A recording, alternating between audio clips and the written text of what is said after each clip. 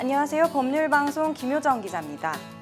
한 주간의 법조계 이슈와 소식을 심층적으로 전해드리는 법률방송 로투데이 스페셜. 한 주간 초미의 관심을 모았던 소식들을 담은 이슈 플러스와 법조계 뉴스를 심도 있게 다루는 로인사이드. 상식과 원칙이 사라진 우리 사회의 부조리를 고발하는 로투데이 현장 기획까지 이번 주도 알찬 뉴스와 정보를 한데 모았습니다. 먼저 로인사이드입니다. 지난 한 주 법조계를 뜨겁게 달궜던 소식은 뭐니뭐니 해도 전국 법관 대표회의인데요. 관련 소식 집중적으로 전해드리겠습니다. 국정농단 관련 최순실 씨에 대한 첫 선고가 나왔는데 최 씨를 포함해 2대 교수들의 줄줄이 징역형이 선고됐습니다. 반면 특혜 당사자인 정유라 씨는 영장이 기각돼 대조를 이뤘는데요. 문제적 인간 정유라에 대해 입체적으로 분석해봤습니다.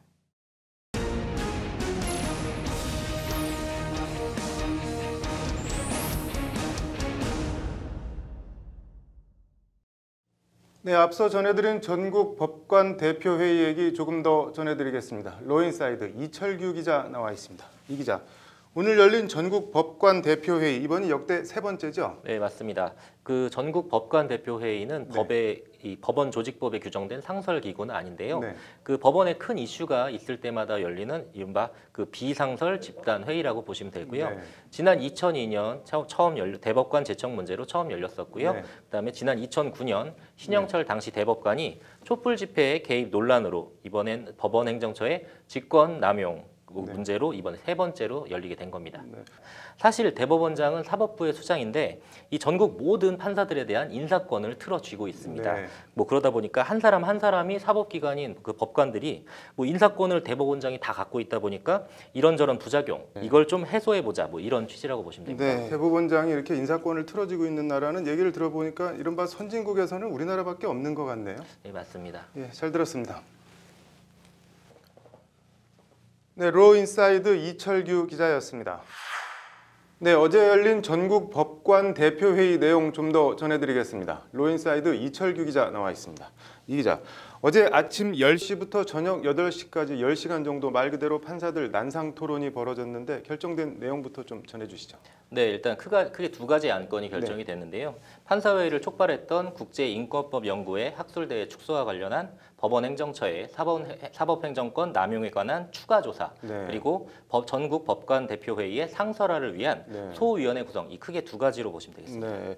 추가 조사라고 했는데 조사 주체가 어떻게 되나요? 네, 뭐 전국 법관 대표회의에 따르면요. 이번 추가 조사를 위해 별도의 소위원회를 구성하기로 결정을 했습니다. 이 소위원회는 전국 법관 대표회의의 상설화를 위한 소위원회 구성과는 별개의 소위원회인데요. 위원장은 최한돈 인천지법 부장판사가 맡았습니다. 그 소위원회의 인적 구성은 아직 구체적으로 결정되진 않았는데 다음 달 24일 전국 법관 대표회의에서 구체적인 구성을 정하기로 했습니다. 지난번에 국제인권법 연구회 학술대회 축소 압력에 대해서 대법원 징상조사위원회가 조사하면서 이른바 판사 블랙리스트 존재 여부를 두고 논란이 일었잖아요. 이것도 이번에 같이 조사하나요? 네, 당시 진상조사위의 워딩을 정확하게 복기하자면요. 사법부 블랙리스트가 존재할 가능성을 추론할 어떤 정황도 없음 이건데요. 뭐 말이 상당히 어렵고 또 모호하네요. 그렇죠. 블랙리스트가 있다 없다 뭐가 아니라 존재 가능성의 정황이 없다 뭐 이런 건데 당시 조사위가 블랙리스트가 담겨 있다고 지목된 컴퓨터를 조사도 안 하고 이런 결정을 내려서 사안을 덮기 급급한 거 아니냐 이런 논란까지 일었습니다. 이와 관련해서 판사회의의 대변인 역할을 하고 있는 수원지법의 송승용 부장판사는요. 그 법관회의는 사법행정권 남용 행위의 기획과 의사결정 실행에 관여한 이들이 정확히 규명하고 이른바 사법부 블랙리스트 의혹을 해소하기 위해 추가 조사 시행을 결의했다 이렇게 밝혔습니다. 블랙리스트도 한번 제대로 조사하겠다는 겁니다. 정말 판사 블랙리스트가 존재한다면 대법원이나 법원 행정처가 순순히 조사에 응하지 않을 가능성도 있지 않나요? 네, 그래서 어제 그 전국 법관 대표 회의에서는요, 이런 부분에 대한 안전 장치까지 마련을 해뒀는데요. 추가 조사를 하면서 대법원이나 법원 행정처가 조사에 협조하지 않을 경우 보고서에 이 사안을 아예 명시하도록 했습니다. 필요한 조사를 못하게 하면 법원 안팎의 여론이 어떻게 될지 불보듯 뻔하기 때문에 대법원이나 법원 행정처도 아마 이번에는 쉽사리 피해갈 수는 없을 것으로 보입니다. 그렇군요. 전국 법관 대표회의 상소라 이거는 대법원장 권한 분산과 맞물리는 문제인 거죠? 네, 그 전국 법관 대표회의를 아예 상설화해서 네. 여기에 뭐 사법행정의 큰 틀과 세부 사항까지 결정하자 이런 논리인데요. 네. 현재 뭐 예산과 인사, 뭐 조직 등 사법행정의 대부분의 사안은 네. 대법관 회의에서 결정하고 있는데 네. 이것을 뭐 전국 법관 대표회의로 좀 나눠달라는 겁니다. 네. 뭐 넘어야 할 산이 만만치 않은 것으로 보입니다. 그렇군요. 뭐 그야말로 우리나라 사법부의 지각 변동을 가져올 사안인 것 같은데 다음 달 24일이라고 했죠. 저 전국 법관 대표회의 또 어떤 말들이 나오는지 관심 갖고 지켜보겠습니다. 잘 들었습니다. 네, 러인사이드 이철규 기자였습니다. 네, 계속해서 사법개혁 얘기 더 해보겠습니다. 러인사이드 장한지 기자 나와 있습니다. 장 기자, 앞서 개원특위 얘기 전해드렸는데 일반 국민들의 법 생활과 직결되는 문제들도 많이 나왔죠? 네, 헌법 제21조 1항은 모든 국민은 헌법과 법률이 정한 법관에 의하여 법률에 의한 재판을 받을 권리를 가진다 이렇게 명시돼 있는데요. 네. 이 법관에 의하여를 법원에 의하여로 바꾸자는 얘기가 나왔습니다. 법관과 법원 비슷한 거 같은데 무슨 차이가 있는 건가요?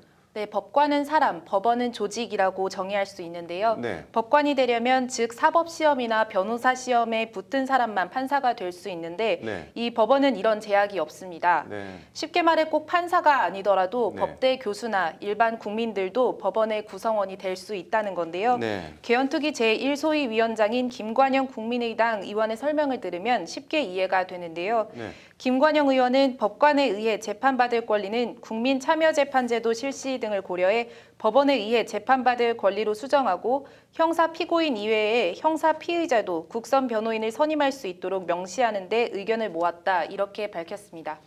형사 피고인 이외에 형사 피의자도 국선 변호인 조력을 받도록 하자. 이것도 상당히 중요한 사안처럼 들리는데요. 네, 먼저 간략하게 용어 설명을 드리면 네. 피고인은 특정한 혐의로 재판을 받고 있는 사람, 피의자는 특정한 혐의로 검찰이나 경찰 등 수사기관에서 조사를 받는 사람 이렇게 구분할 수 있는데요. 네. 지금까지는 재판 과정, 그러니까 피고인이 돼야만 국선 변호인의 조력을 받을 수 있었는데요. 네. 이걸 수사 단계까지 확대하자 이런 내용입니다. 네. 뭐 미국 드라마 같은 거 보면은 수사 드라마 보면은 뭐 변호인 없인 얘기하지 않겠다. 뭐 변호인 불러주세요. 이런 걸 숱하게 볼 수 있는데 우리나라도 그렇게 하겠다는 거네요.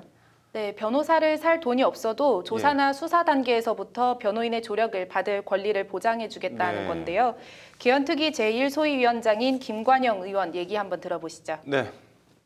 형사 피고인 이외에도 형사 피의자도 국선 변호인을 선임할 수 있도록 명시하는 방안에 대해서 의견을 모았습니다.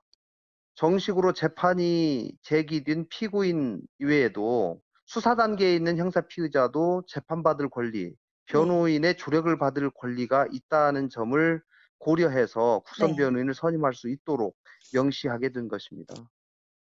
이걸 뭐 아예 제도화하자는 얘기도 오늘 나왔죠.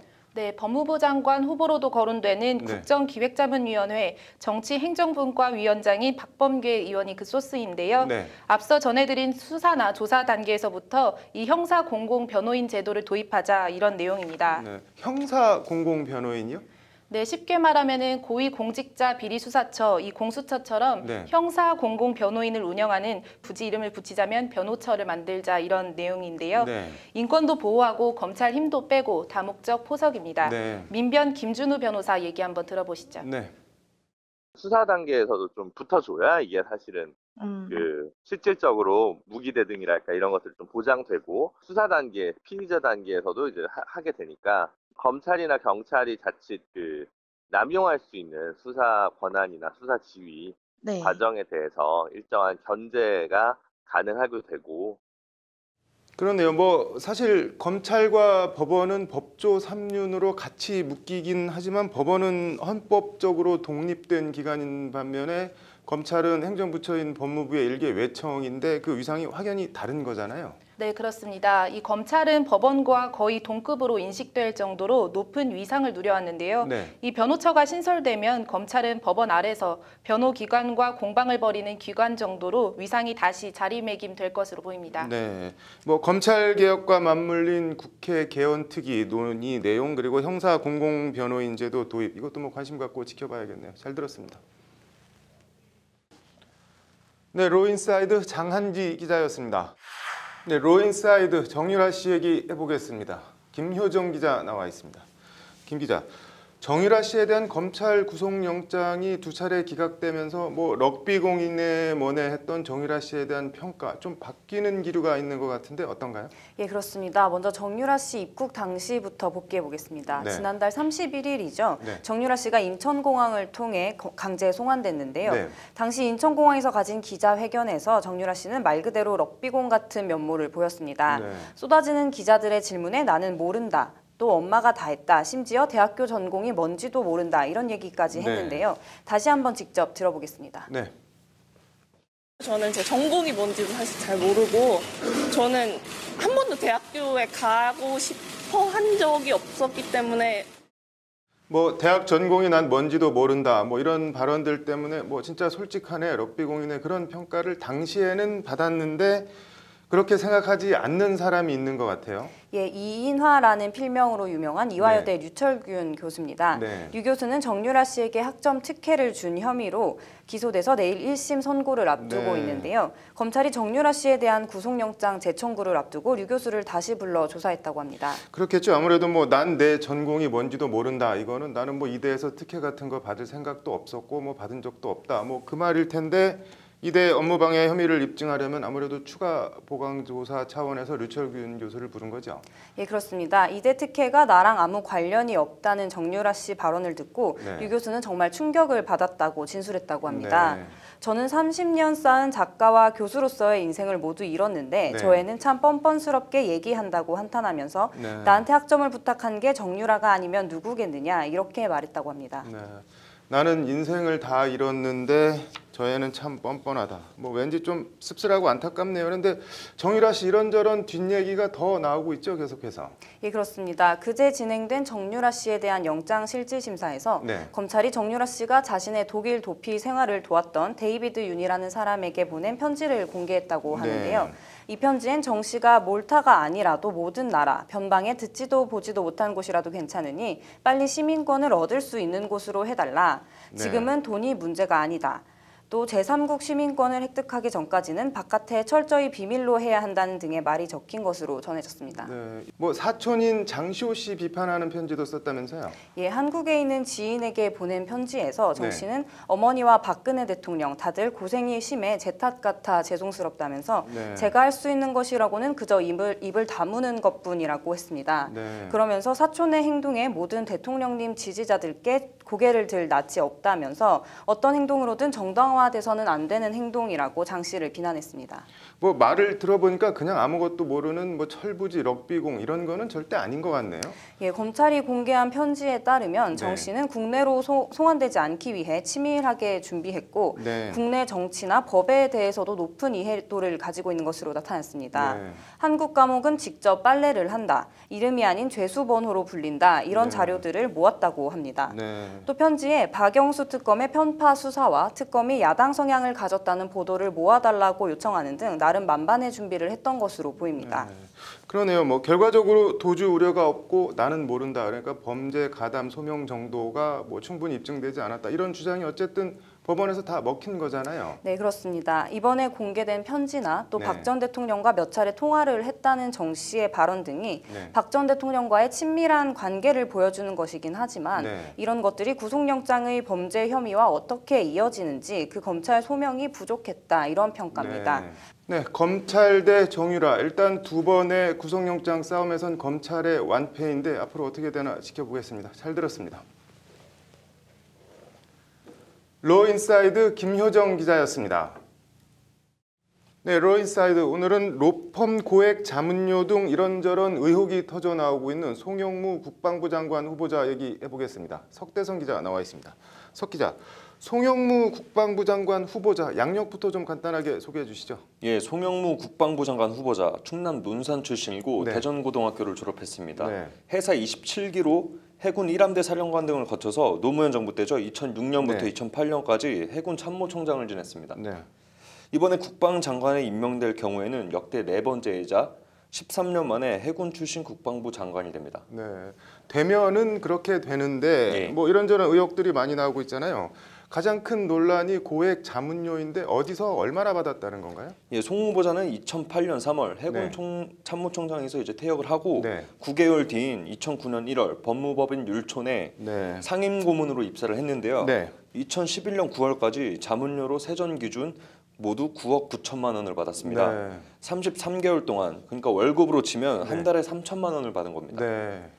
뭐 엄청나네요. 예. 그리고 또 2013년 7월부터 2015년 2월까지 방산업체인 LIG 넥스원에서 비상근 자문위원으로 지내면서 모두 2억 4천만 원을 받은 것으로 나타났습니다. 하나하나 따져볼까요? LIG 넥스원, 이거 비상근 자문위원인데 비상근인데 뭐 웬만한 월급쟁이들은 뭐 꿈의 연봉으로 치는 억대 연봉이 훌쩍 넘잖아요. 뭐 무슨 명목으로 받은 돈이라고 하던가요?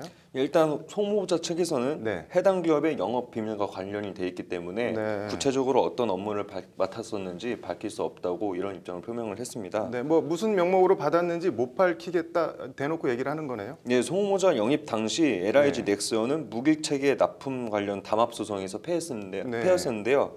거액의 벌금을 물게 될 수도 있는 상황이었습니다. 이 때문에 이제 정치권, 특히 야당에서는 송 후보자가 이 문제 해결을 위한 일종의 비공식 로비스트로 고용된 거 아니냐 이런 의심을 하고 있습니다. 관련해서 LIG 넥스원은 송 후보자를 당시 사내 전산망 직제에도 등재하지 않은 것으로 전해졌습니다. 야당 입장에서는 뭐 의심할 만한데 법무법인 율촌에서는 뭐 훨씬 더 많은 돈을 받았죠. 송영무 후보자 뭐 변호사도 아니고 해군 출신인데 법무법인에서는 뭐 무슨 명목, 무슨 근거로 월급을 3천만 원씩 받았다고 하던가요? 예, 송영무 후보자 인사청문위원회인 국회 국방위원회 소속 경대수 자유한국당 의원이 이것과 관련해서 이제 송 후보자 측에 율촌과 쓴 고용계약서 사본을 제출해 달라고 이제 요구를 했습니다. 그렇죠. 뭐 고용계약서에는 통상 담당 업무나 직종, 직위 등이 기록되어 있잖아요. 예, 근데 송 후보자 측에서는 고용계약서를 작성하지 않았다면서 이렇게 뭐 통보를 해왔다고 전해졌습니다. 고용계약서 자체를 작성하지 않았다는 말인가요? 네, 그렇습니다. 국회가 그런 고문료가 지급된 임금 내역이라도 이제 제출하라 이렇게 얘기를 했는데 송 후보자 측에서는 과도한 요구를 하면서 이것 또한 거절을 했습니다. 아니 받은 돈이 총액이 밝혀졌는데 왜 안 내는지 뭐 궁금한데 숨길 게 있는 건지 왜 그런 건지 이해가 잘 안 되네요. 예, 경대수 의원 측은 이와 관련해서 상식적으로 이제 말이 안 된다면서 청문회 때 이제 집중적으로 이제 추궁하겠다고 벼르고 있습니다. 율촌에서는 뭐라고 하던가요? 예, 율촌 관계자에게 이제 송 후보자를 고문으로 영입했던 이유를 이제 물어보니까 너무 오래된 얘기라서 확인하기 어렵다 이런 말만 남겼는데 직접 한번 들어보시죠. 저희가 확인은 해보고 있는데요. 그 송영무 그 고문님 관련해서는 좀 퇴사하신 지도 오래돼서 확인이 좀 오래 걸릴 것 같다고 말씀드리고 있거든요. 뭐 돈은 받았는데 무슨 명목, 그러니까 무슨 일을 해주고 돈을 받았는지는 뭐 못 밝히겠다거나 모른다라는 건데 이걸 뭐 어떻게 봐야 될까요? 관련해서 이제 방산비리 소송 등의 로비스트 또는 전관으로 활용하기 위해서 영입한 거 아니냐 이런 지적이 계속 제기가 되고 있는데요. 법무법인 진솔 강민구 변호사에게 한번 들어보시죠. 군 장성이라든가 고위 그 관료들 같은 경우에는 어떤 그 전관 예우라는 게 있잖아요. 왜냐하면은 그 사실 그 방산비리 사건은 법무법인에서 그렇게 흔히 다루는 사건은 아니거든요. 그렇기 때문에 그 송영무 그때 해군 참모총장을 만약에 그때 당시 고문으로 썼다면은 그 이유는 아마 그때 어떤 소송을 염두에 두고 이렇게 필요에 의해서 고문으로 쓴 거 아닌가 그런 생각은 듭니다. 지금 여당, 뭐 지난 정권에서는 당시 야당이던 더불어민주당이 당시 안대희 국무총리 후보자 대법관 출신 거액 변호사 수임료를 문제 삼아서 뭐 달려들어서 국무총리 후보자에서 낙마시킨 게 생각이 나는데 28일이죠. 송영무 국방부 장관 후보자 인사청문회 어떻게 나오나 한번 봐야겠네요. 잘 들었습니다. 로인사이드 석대성 기자였습니다. 로투데이 현장 기획. 이번 주는 이른바 몸짱약으로 불리는 스테로이드제 불법 거래 실태 및 책임 떠넘기기에 급급한 식약처와 보건복지부 또 경찰의 실태. 또 너무도 쉽게 접할 수 있는 사제폭탄 제조법과 택배로 거래되는 사제폭탄 원료 물질 거래 실태를 보여드립니다.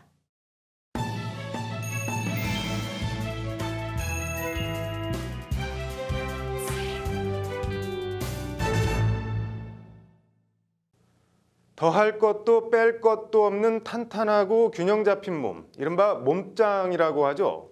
언제부터인지 몸짱 열풍, 헬스 열풍이 분 지도 꽤 오래됐는데 이 몸짱이 되기 위해 약물을 오남용하는 경우도 적지 않다고 합니다. 이른바 스테로이드 약품인데요. 오늘 로투데이 현장 기획은 이 스테로이드 약품 불법 판매 실태와 국민 건강에 직결되는 문제임에도 아무런 조치 없이 손 놓고 있는 우리 보건당국의 복지부동 실태를 전해드립니다. 장한지 기자입니다. SNS에서 떠도는 이른바 몸짱 사진들입니다.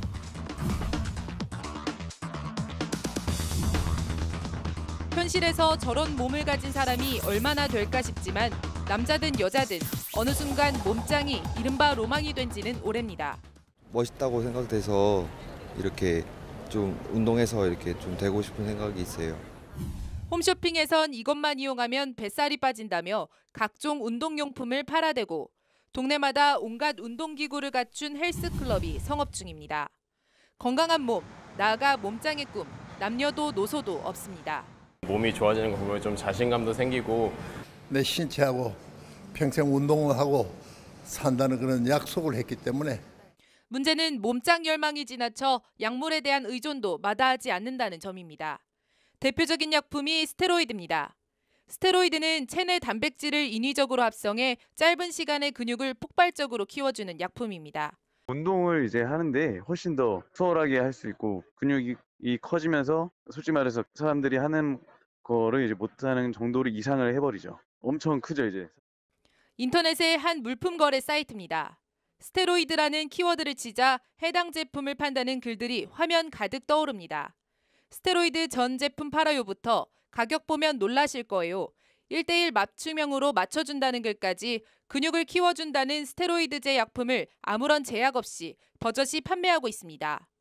대부분 의사 처방전이 필요한 전문 의약품으로 스테로이드 약품을 이렇게 인터넷으로 판매하는 건 모두 불법입니다. 또 다른 사이트입니다. 이 사이트는 아예 마치 제약회사 홈페이지처럼 꾸며놓고 흥분제, 최음제와 함께 스테로이드 약품을 팔고 있습니다. 주소도 전화번호도 없고 연락은 오직 SNS로만 이루어지고 있습니다. SNS 메신저를 통해 구매 의사를 밝히자 온갖 스테로이드 제품을 판다고 소개합니다. 해당 약품을 복용하면 간이 상하지 않냐고 묻자 간이 상하는 게 아니라 필요한 거라고 말합니다. 메신저를 통해 주문한 지 단 하루 만에 받은 스테로이드제입니다. 이 스테로이드제가 어떤 약품인지 이렇게 쉽게 구해 복용해도 되는 건지 직접 확인해 보겠습니다. 약품을 보여주자 약사는 대번에 이런 거 함부로 먹으면 안 된다고 놀라 말합니다. 부작용이 우려가 있어요. 그러니까 뭐 탈모라든지 정자량 감소, 여성형 유방 이런 등의 부작용들이 있을 수 있기 때문에 꼭 전문의의 상담을 통해서 처방을 받고 심지어 심근경색과 뇌졸중 등 심혈관계 질환과 심각한 간 손상, 극단적인 경우 급작스런 심장마비로 죽음에 이를 수도 있습니다. 내일이 근육이 커지게 되면 혈관들도 같이 커야 되고 커지려면 혈관이 새로 만들어져야 되는데 그런 과정이 훨씬 더 빠르게 이루어지다 보면 이러한 혈관들이 쉽게 출혈이 되거나 잘 터지는. 그런데도 스테로이드를 구매하는 사람들은 이런 사실을 모르고서 또는 알면서도 몸짱에 대한 열망 때문에 스테로이드 약물을 복용하는 경우가 많습니다. 더 큰 문제는 일단 스테로이드 약품을 복용하게 되면 그 효과를 잊지 못해 중독으로 이어지기 쉽다는 점입니다. 부작용은 알고 있죠. 욕심이죠, 욕심. 사람 이제 몸을 만들고 싶은 욕심에 하는 거죠.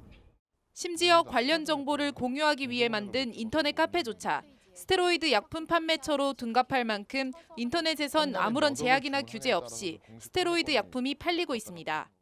이거를 운영하면 조금 더 나아지지 않을까 생각했는데 가면 갈수록 구매하는 사람이나 찾는 사람들이 늘어나더라고요. 많이 잘못했다고 생각해요. 주무관청인 식약처와 보건복지부, 경찰은 나는 모르겠다 식으로 단속엔 손을 놓고 서로 책임을 떠넘기고 있습니다. 복지부하고 식약처에 각각 그 특사경을 이렇게 관할하는 부서가 있어요. 그쪽에서 식약처에 문의하시면 됩니다. 스테로이드가 뭐 의약품 범주이지 마약은 아니잖아요. 몸짱이 되고 싶은 열망을 탓할 순 없습니다. 그 열망이 지나쳐 약물에 의존하고 싶은 생각이 드는 것까지도 뭐라 할 순 없습니다. 다만 실제 그런 비뚤어진 열망이 현실에서 아무런 제약 없이 불법적으로 이뤄지는 건 전혀 다른 문제입니다. 스테로이드 약품 불법 판매, 아무런 제약이나 규제 없이 팔리는 걸 방치할 거면 뭐하러 의사 처방전이 필요한 전문 의약품으로 정했는지 궁금합니다. 법률방송 장한지입니다. 논문 지적을 하는 교수의 앙심을 품고 텀블러 사제 폭탄을 만들어 교수를 다치게 한 대학원생이 오늘 검찰에 송치됐습니다.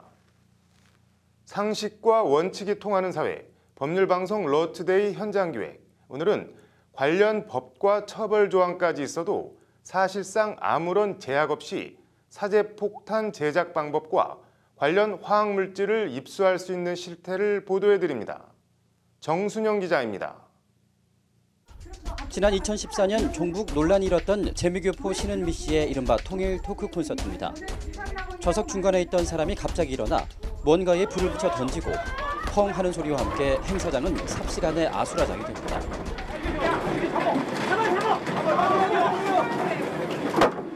구구성약 인터넷 사이트의 한 10대 회원이 콘서트를 테러하겠다며 사제 폭탄을 만들어 터뜨린 겁니다. 2015년엔 서울의 한 중학생이 학교 교실에서 유튜브를 보고 만든 부탄가스 폭탄을 터뜨리고 이 장면을 인터넷에 중계해 큰 논란이 되기도 했습니다.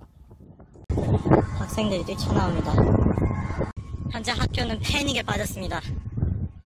중학생부터 10대 네티즌, 대학원생까지 잊을만 하면 한 번씩 터져나오는 사제 폭탄 사고. 다 알다시피 그 중심엔 정보의 보고라는 인터넷이 있습니다. 유튜브에서 사제폭탄이라는 검색어를 쳐봤습니다. 관련 내용들이 삽시간에 화면 가득 떠오릅니다. 식초 과산화수소 폭탄 만들기, 드라이아이스 페트병 폭탄 만들기, 폭죽 화약으로 폭탄 만들기, 심지어 파리 테러에 쓰인 폭탄 만들기까지. 원료도 방법도 제각각. 그야말로 온갖 사제폭탄 제조법이 다 떠 있습니다. 어떤 건 장난 수준에 그치지만 장난 수준을 넘어서는 위험천만한 것들도 있습니다.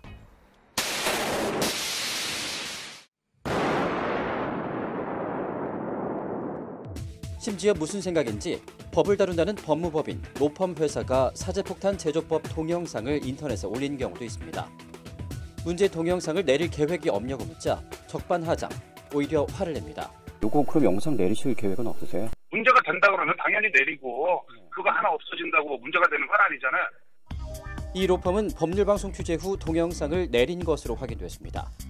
총포 도검 화학류의 안전관리에 관한 법률은 폭발력 있는 물건을 제조할 수 있는 방법이나 설계도를 인터넷 등에 올리지 못하도록 규정하고 있습니다. 이를 위반하면 2년 이하의 징역 또는 500만 원 이하의 벌금에 처하도록 하고 있습니다. 하지만 법만 있을 뿐 실제 처벌로 이어지는 경우는 드뭅니다. 해외 같은 경우에는 사이버 윤리에 대한 개념을 좀 많이 강조를 하고 있습니다. 인터넷상에서 유해 사이트를 갖다가 이용을 했을 때 발생을 할 수 있는 역기능이라든가 문제점이라든가 아니면은 뭐 그런 부분들을 좀 강조를 하면서 이제 더 큰 문제는 이런 사제폭탄의 원료들을 아무런 제약 없이 구입할 수 있다는 점입니다. 국내 최대 포털 사이트입니다. 폭탄 원료가 될 수 있는 특정 화학물질을 검색하자 가장 먼저 뜨는 게 이 약품을 판다는 쇼핑몰 사이트입니다. 주문에서 결제까지 어떤 제약도 없이 단 3분 만에 끝났습니다.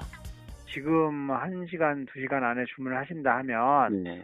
오늘 발송이 가능하고요. 여기 택배로 보내주시는 거죠? 예, 맞습니다. 지난달 26일 위험물질 관리를 담당하는 환경부가 펴낸 보도자료입니다. 사고 대비 물질 28종을 추가로 지정하고 유해 화학물질을 택배로 보내지 못하게 하겠다고 적시하고 있습니다. 이를 위해 화학물질관리법 시행규칙까지 개정했다는 것인데 정작 현장에선 전혀 지켜지지 않고 있는 겁니다. 택배로 지금 그건 없고 지금 글쎄 사이버 감시단 쪽에서 그 적발 실적이 있긴 있는 것 같은데 그 상세한 내역은 제가 잘 모르겠습니다. 그것도 사이버 감시단은 또 다른 분이 좀 담당을 하시고 계시고 제도와 법, 처벌 조항까지 있지만 정작 아무런 제약이나 이렇다 할 처벌 없이 사제폭탄 제조 방법을 올리고 관련 화학약품을 구할 수 있는 현실. 이게 이제 사제폭발물 제조 방법이 거의 뭐 대중화 지금 돼 있어요. 대중화돼 있는데 어떻게 보면 이런 것이 이제 상당히 그 사각지대예요. 단속이 사실은 이것을 이제 쫓아갈 수가 없는 그런 문제가 있죠. 내재적 위관리 시스템 이런 측면의 그 접근도 많이 필요하다 이렇게 생각이 되거든요. 누구나 어렵지 않게 사제폭탄을 만들 수 있다면 그것이 현실이라 해도 그건 문제 있는 현실일 겁니다. 정말 심각한 사제폭탄 사고가 터지기 전에 뭔가 이를 차단하고 제어할 수 있는 제도적 마련이 시급해 보입니다. 법률방송 정순영입니다. 이슈 플러스입니다.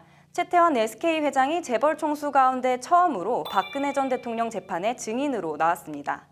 이른바 안가 독대에서 박 전 대통령이 안종범 경제수석을 불러 미르 K스포츠재단에 SK는 얼마나 출연했냐고 물었다고 하는데 최태원 회장 증언 자세히 전해드립니다.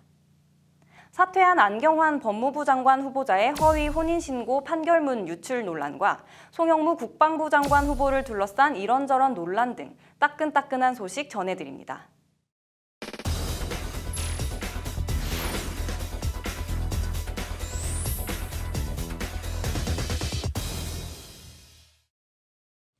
안경환 법무부 장관 후보자 자진 사퇴 후폭풍 얘기 좀 더 해보겠습니다. 이슈플러스 김효정 기자 나와 있습니다. 김 기자, 안 후보자 사퇴 가장 결정적인 게 아무래도 도장 위조, 몰래 혼인신고 이거였는데 일단 이렇게 내밀한 사안이 바깥으로 드러나게 된 경위부터 좀 설명을 해주시죠. 네, 일단 공식적인 유출자는 주광덕 자유한국당 의원입니다. 네, 자유한국당 의원이요? 네, 검사 출신인 주 의원은 네. 법제사법위원회 소속으로 안경환 네. 전 후보자 인사청문위원이기도 합니다. 뭐 법사위 인사청문위원 자격으로 알았다는 건데 언제 어떻게 알았다는 건가요? 네, 화면 보면서 설명드리겠습니다. 네. 청와대에서 지난 14일 국회로 안경환 후보자 인사청문 요청안을 보냅니다. 네. 여기에 안경환 후보자 부친의 재적 등본이 포함돼 있었는데 네. 15일 주광덕 의원이 여기서 혼인 무효 확정 판결 사실을 확인합니다. 네. 그래서 대법원에서 판결문을 입수해 봤더니 문제의 허위 혼인 신고 사실이 밝혀졌다 이런 내용입니다. 네. 그리고 같은 날 그러니까 15일 저녁에 네. TV조선에서 안 후보자 허위 혼인 신고를 단독 보도했고 네. 16일 주광덕 의원은 TV조선 보도와는 별도로 허위 혼인 신고 관련 기자회견을 열었고 네. 그 한두 시간 뒤에 안경환 후보자가 해명 기자회견을 열었지만 결국 버티지 못하고 사퇴하게 됩니다. 네. 뭐 흐름은 알겠는데 일단 크게 두 가지 의문이 남는데 하나는 주광덕 의원이 관련 판결문에 대해서 공식 기자회견을 한 게 16일 오전인데 TV조선이 단독 보도라고 내보낸 거는 15일 저녁이잖아요. 이거는 뭐 어떻게 봐야 되는 걸까요? 네, 일단 두 가지 가능성과 추론이 가능한데요. 네. 주 의원이 공식 기자회견에 앞서서 특정 언론사, 그러니까 여기서는 TV조선에 관련 사실을 흘려서 이른바 여론의 간을 본 것일 수가 있고요. 네. 조금 더 나아가보면 네. 공식적으로 밝힌 입수 경위와 달리 주 의원이나 TV조선 기자 모두 어딘가, 즉 제3의 인물이나 기관에서 관련 자료를 입수했을 가능성입니다. 네, 요거 관련해서는 청와대에서 뭐 검찰을 의심하고 유출 경위를 뭐 확인해 보겠다 지금 이러고 있죠? 예, 그렇습니다. TV조선이랑 뭐 주 의원은 어떤 입장인가요? 네, TV조선은 주 의원에게서 받았는지 또는 어디서 입수했는지 그 경위에 대해서 취재원 보호 차원에서 밝힐 수 없다는 입장이고 네. 주 의원은 물론 본인이 정상적인 경로를 밟아서 입수했다 이런 입장입니다. 뭐 그렇겠죠. 다른 의문 하나는 안경환 후보자의 인사청문 요청안에 들어있었다는 그 재적 등본.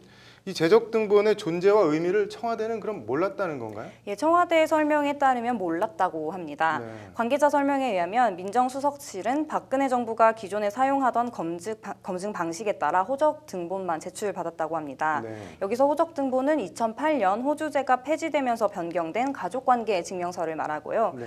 재적 등본은 호주제 폐지 전까지 기록돼 있던 구호 호적 등본을 말합니다. 이게 뭐 복잡해 보이는데 정리를 하면은 안경환 후보자가 청와대에 냈다는 호적 등본은 지금의 가족관계 증명서, 그리고 추후에 뭐 냈다는 재적 등본은 옛날로 치면 호적 등본, 그러니까 뭐 기전에 있었던 뭐 가족관계까지 다 기록돼 있었던 그걸 말하는 거죠? 예, 맞습니다. 안 전 후보자가 외국 국적인 모친의 재산 거부 이유를 설명한다면서 네. 부친의 재적 등본, 즉 2008년 이전에 기록된 그 문제의 혼인 무효가 적시돼 있는 구호 호적 등본을 추가로 제출했다고 하는데 네. 청와대가 이 의미를 캐치하지 못하고 그대로 국회에 제출했다. 따라서 조국 수석은 관련 내용을 언론 보도 전까지는 몰랐다는 게 청와대 해명입니다. 뭐 이걸 어떻게 해석해야 될지 좀 당황스러운데 말을 들어보니까 가장 핵심은 문제의 재적 등본이 청와대에 제출이 됐는지, 그리고 제출이 됐다면 언제 제출이 됐는지 그거겠네요.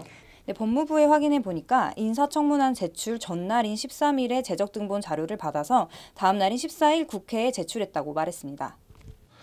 청와대는 뭐 검찰 개혁에 반대하는 세력이 뭐 판결문을 흘린 게 아니냐 뭐 이러면서 뭐 입수경위, 유출경위 밝혀내겠다라고 하고 있고, 근데 아무튼 일단 제출받은 날짜부터 좀 확실히 먼저 밝혀졌으면 좋겠네요. 잘 들었습니다. 이슈플러스 김효정 기자였습니다. 네, 이슈플러스 정유라 씨와 최순실 씨 모녀 얘기 좀 더 해보겠습니다. 김효정 기자 나와 있습니다. 김 기자, 앞서 전해드렸는데 검찰이 정유라 씨에 대해서 범죄 수익 은닉 혐의를 추가해서 구속영장을 다시 청구했잖아요. 범죄 수익 은닉, 그러니까 최 씨 모녀가 불법적으로 빼돌린 돈이 있다는 전제인 거잖아요.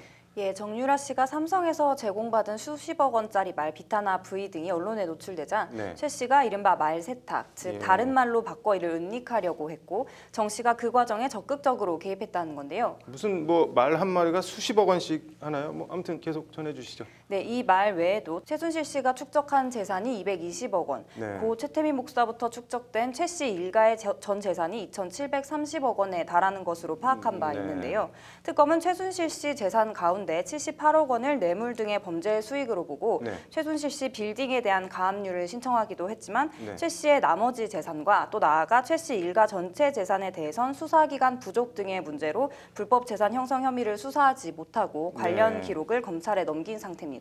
최순실 씨 뭐 공식적으로 밝혀진 재산만 220억 원이면 엄청난데 관련해서 오늘 여야 의원들이 모임을 가졌죠? 네, 더불어민주당 안민석 의원의 주도로 네. 23명의 여야 의원이 국회의원관에서 최순실 재산 몰수 특별법 추진을 위한 여야 의원 모임을 결성했습니다. 네. 오늘 모임에는 안 의원을 비롯해 김한정, 박범계 의원 등 더불어민주당 9명과 네. 김경진, 또 김관영 의원 등 국민의당 의원 8명, 정의당 의원 3명, 또 바른정당 의원 2명과 자유한국당 김성태 의원 등이 참여했습니다. 네. 안 의원은 지난 1월부터 4차례에 걸쳐 최순실 재산몰수 특별법 추진을 위한 공청회를 개최했는데요. 네. 그 공청회 내용을 토대로 만든 특별법안을 오늘 모임에서 공개했습니다.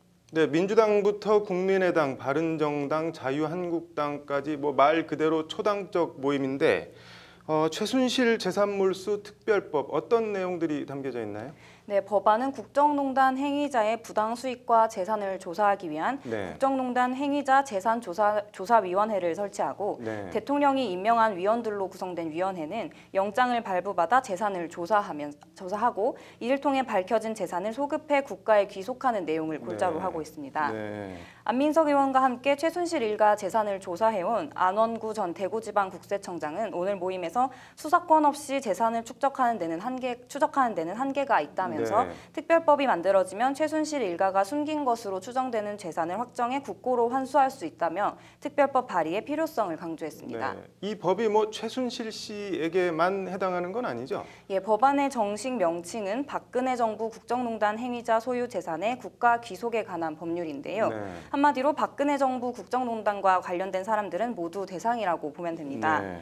관련해서 안민석 의원은 최 씨 일가가 축적한 재산이 박정희 정권에서 시작됐다고 주장하고 있는데 네. 그 근거로 들고 있는 것이 미국의 프레이저 보고서입니다. 프레이저 보고서요? 뭐 어떤 내용이 있는 건가요? 네, 프레이저 보고서는 1978년 일명 프레이저 위원회로 불리는 미국 하원 산하 소위원회가 작성한 보고서인데요. 네. 이 보고서에는 박정희 전 대통령과 측근들이 기업들과 각종 이권 사업을 통해 불법 정치 자금을 모았다고 적시하고 있습니다. 네. 이후 그 자금 관리를 이후락 당시 중앙정보부장과 이른바 영예이던 박근혜 전 대통령이 맡았고 네. 그 돈의 일부가 최태민 일가로 흘러들어갔다는 것이 안민석 의원의 주장입니다. 네. 특히 이 보고서에는 박근혜 당시 영예에 대해서 최순실 씨의 부친이죠. 고 최태민 목사가 박근혜를 정신적으로 또 육체적으로 완벽하게 지배하고 있다고 써 있어 네. 큰 논란과 함께 회자된 바 있습니다. 네. 최태민과 최순실 2대에 걸친 박 전 대통령과의 인연이라면 인연인데 뭐 그 끝이 이렇게 돼서 참 씁쓸하네요. 국정농단자 재산몰수 특별법 어떻게 되나 관심 갖고 지켜봐야겠네요. 잘 들었습니다. 네, 이슈플러스 김효정 기자였습니다. 네, 대법원 얘기 조금 더 해보겠습니다. 이슈플러스 석대성 기자 나와 있습니다. 석 기자, 그제 국회 개헌 특위가 열려서 그동안 논의됐던 내용들을 정리해서 발표했죠? 예. 국회 개헌특위는 기본권 등을 다루는 제1소위와 네. 사법부를 포함한 정부 형태와 권력 구조를 논의하는 제2소위로 나뉘게 됩니다. 네. 지난 1월 꾸려져서 5달 넘게 논의해온 내용을 그제 정리해서 발표를 했습니다. 네, 뭐 대통령 중임제 도입 등 여러 방안이 논의됐는데 사법 관련해서는 대법원장 권한 분산 이게 가장 눈에 띄던데 좀 전해주시죠. 예, 말씀하신 대법원장의 제왕적 권력 분산 논의와 관련해서는 네. 가장 핵심적인 건 대법원장의 대법관 제청권을 폐지하자는 내용인데요. 네. 현행 헌법상 대법관은 대법원장 제청으로 국회 동의를 얻어서 네. 대통령이 임명하게 돼 있는데 네. 이걸 이제 대법관 추천위원회가 직접 제청을 하도록 헌법을 개정하자는 겁니다. 대법관 추천위원회는 지금도 있는데 뭐가 다른 건가요? 네, 며칠 전에 양승태 대법원장이 조재현 변호사와 박정화 서울고법 부장판사를 대법관으로 임명 제청했다는 내용 보도해드렸는데요. 네. 말씀하신 대로 조재현 변호사와 박정화 부장판사 모두 대법관 후보 추천위원회가 추천한 네. 8명의 후보 가운데 2명입니다. 네. 대법관 후보 추천위원회가 추천한 8명 가운데 2명을 양승태 대법원장이 선택을 해서 임명을 제청한 건데요. 네. 이걸 대법관 추천위원회가 직접 그러니까 후보들을 추천하는 게 아니라 대법원장이 아닌 추천위가 직접 대법관 임명을 제청하도록 바꾸자는 겁니다. 그렇군요. 뭐니 해도 인사권이 결국 권력의 핵심인데 대법원장도 14명 대법관 가운데 1명으로 만들자 뭐 이런 취지 같네요. 네, 그렇습니다. 대법원장 임명 자체를 네. 인사추천위 추천을 통해서 임명하자는 의견과 네. 대법원장을 대법관 중 호선으로 뽑자는 의견도 나왔습니다. 네. 법원 인사와 예산의 제왕적 권력을 쥐고 있는 대법원장을 네. 14명 대법관 가운데 1명 정도 위상으로 바꾸자는 취지입니다. 네. 대법원장의 헌법재판관 지명도 폐지하자 뭐 이런 얘기도 나왔죠. 예, 현재 헌법재판관 9명은 국회에서 3명, 네. 그다음에 대통령이 3명, 네. 대법원장이 3명 지명하면은 국회 청문회를 거쳐서 대통령이 임명하게 되어 있습니다. 네. 이 9명 헌법재판관 전원을 대법관 추천위원회처럼 별도의 헌법재판관 추천위원회를 만들어서 여기서 이제 추천하도록 하자는 겁니다. 네. 관련해서 헌법재판관 구성을 다양하게 하기 위해서 교수 등 그 비법조인에게까지 재판관 자격을 확대하고 네. 숫자도 12명으로 늘리자는 얘기도 나왔습니다. 네. 결국 뭐 사법개혁과 맞물려 있는 문제인데 실제 어떤 식으로 정리될지 관심이네요. 잘 들었습니다. 이슈플러스 석대성 기자였습니다. 네, 이슈플러스 계속해서 박근혜 전 대통령 재판 얘기 해보겠습니다. 장한지 기자. 최태원 회장과 박 전 대통령 독대에서 어떤 말들이 오갔는지 다시 한번 간략하게 정리를 좀 해주시죠. 네, 지난해 2월 16일입니다. 네. 이날 최 회장은 청와대 안가에서 네. 박 전 대통령과 40분가량 단독 면담을 가졌는데요. 네. 이 자리에서 박 전 대통령이 최 회장에게 사실상 최순실 씨가 실소유주인 K스포츠재단에 89억 원을 추가 지원할 것을 요구했다. 네. 그리고 최 회장은 동생인 최재원 SK 부회장의 석방과 워커힐 면세점 사업 지속, 그리고 네. CJ 헬로비전 인수 합병 등 그룹 현안에 대한 도움을 요구했다. 이렇게 검찰은 보고 있습니다. 네. 뭐 할 말들은 다 한 것 같은데 최 회장이 어쨌든 박 전 대통령에게 자신의 동생에 대한 가석 청탁을 했다는 거를 인정은 한 거네요.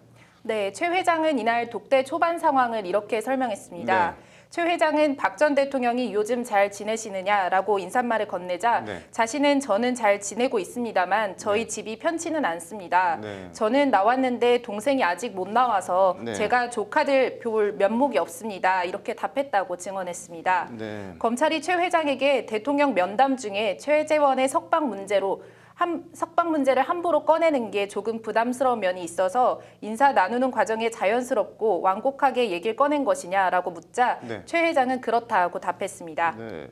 최 회장 말에 박 전 대통령 반응은 뭐 어땠다고 하던가요? 네, 최 회장은 박 전 대통령이 최재원 부회장의 석방 문제에 별다른 반응을 보이지 않았고 그래서 더는 그 문제를 언급하지 못했다라고 네. 답했습니다. 최 회장은 2015년 말 언론에 자신의 혼외자 문제가 보도됐기 때문에 네.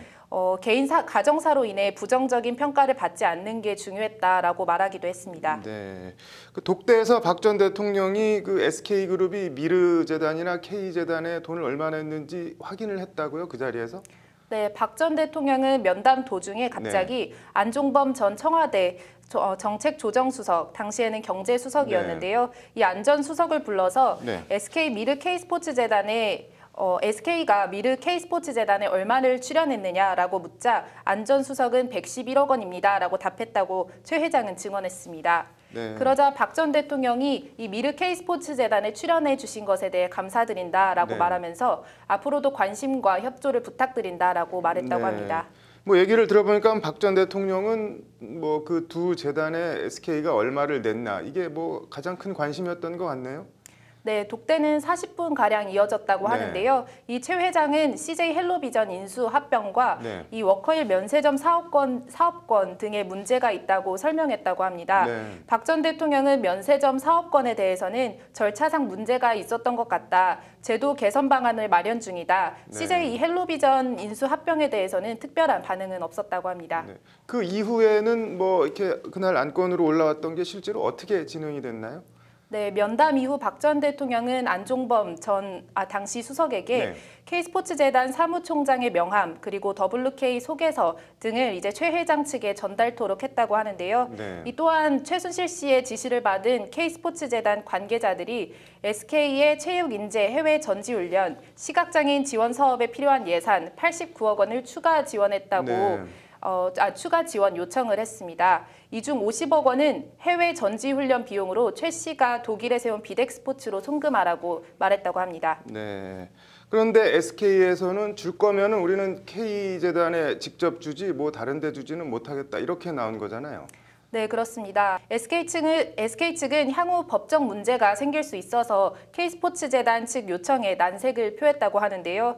앞서 박 전 대통령 재판의 증인으로 나온 이영희 SK 브로드밴드 대표는 모든 외부 부탁 등은 법률적 리스크를 매우 세게 따지고 있다라고 하면서 엄격한 기준을 가질 수밖에 없다라고 거절 이유를 밝혔습니다. 네. 지난 16일에 법정에 출석한 김영태 SK그룹 부회장 또한 네. 또 추가 지원을 해야 한다면 WK나 비덱스포츠 같은 이런 알지 못하는 단체에 할 것이 네. 아니라 K스포츠에 직접 해야 한다고 판단했다라고 말하면서 추가 지원이 결렬된 상황을 진술했습니다. 네.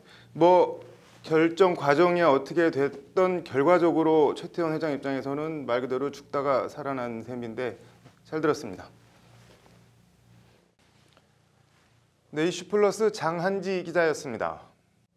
네, 이슈플러스 정유라 이대비리 법원 선고 내용 자세히 알아보겠습니다. 장한지 기자 나와 있습니다. 장 기자, 오늘 최순실 씨 유죄 판결 어떤 내용들인지 먼저 좀 전해주시죠.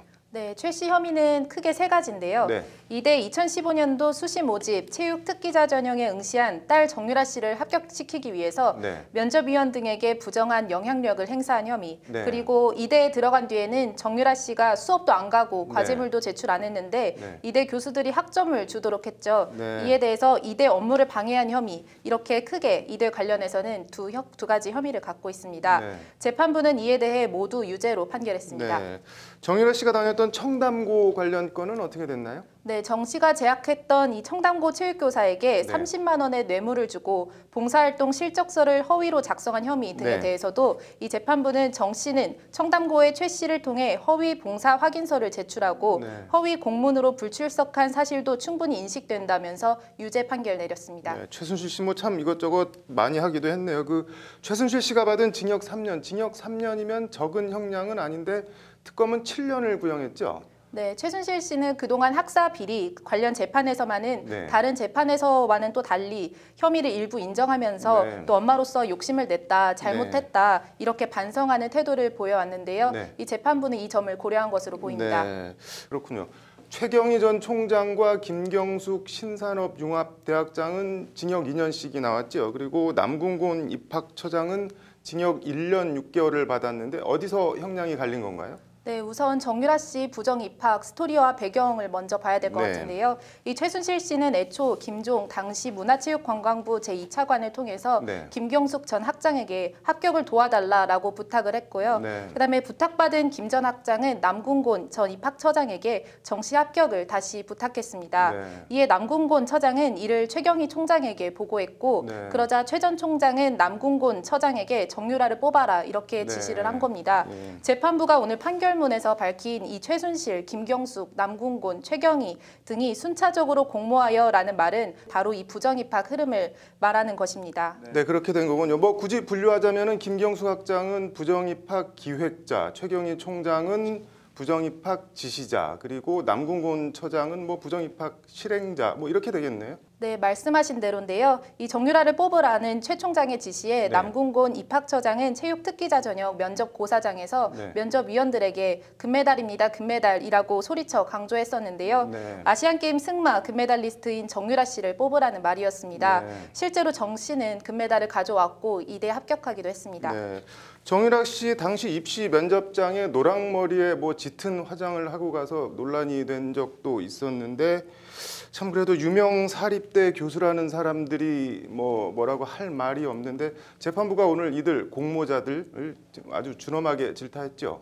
네, 재판부는 최경희 전 총장 등에 대해 사표가 돼야 할 대학 교수이자 대학 최고 책임자들이 사회 유력 인사 딸이 지원한 것을 알고는 공명정대한 학사 관리를 해야 할 책임과 의무를 저버렸다. 그러면서 누구나 노력하면 될 수 있다는 우리 사회의 믿음을 무너뜨려 국민 전체를 낙담시켰다. 이렇게 아주 강한 어조로 말했습니다. 네, 마지막으로 한 사람만 더 볼까요? 이인화라는 필명으로 유명한 류철균 교수는 어떻게 보니까 죽다가 살아났어요, 말 그대로. 네, 오늘 류철균 교수에 대한 선고가 가장 먼저 있었는데요. 네. 말씀하신 대로 죽다 살아났습니다. 네. 재판부가 류 교수에게 징역 1년에 집행유예 2년을 선고하면서 네. 구속 상태에서 풀려난 건데요. 네. 류 교수, 정유라 씨에게 학점을 주기 위해 조교들을 시켜서 정 씨의 기말고사 답안지를 위조한 혐의 등을 받고 있는데요. 네. 재판부는 이 류 교수가 김경숙 학장의 지시로 이 같은 행위를 했다고 보고 네. 집행유예로 풀어줬습니다. 네. 이 모든 사단의 중심이면서도 정작 본인은 구치소가 아닌 집에 있는 정유라 씨. 엄마한테 징역 3년이 선고됐는데 정유라 씨 오늘 판결 어떻게 보고 있을지 정말 개인적으로 참 궁금합니다. 잘 들었습니다. 네, 이슈플러스 장한지 기자였습니다. 한 주간의 법조 소식들을 정리한 로투데이 스페셜 어떠셨나요? 다음 주에도 알찬 소식 정보와 함께 찾아뵙겠습니다. 상식과 원칙이 통하는 사회, 법률방송의 로투데이 스페셜. 이번 주는 여기까지입니다. 시청해주신 여러분 고맙습니다.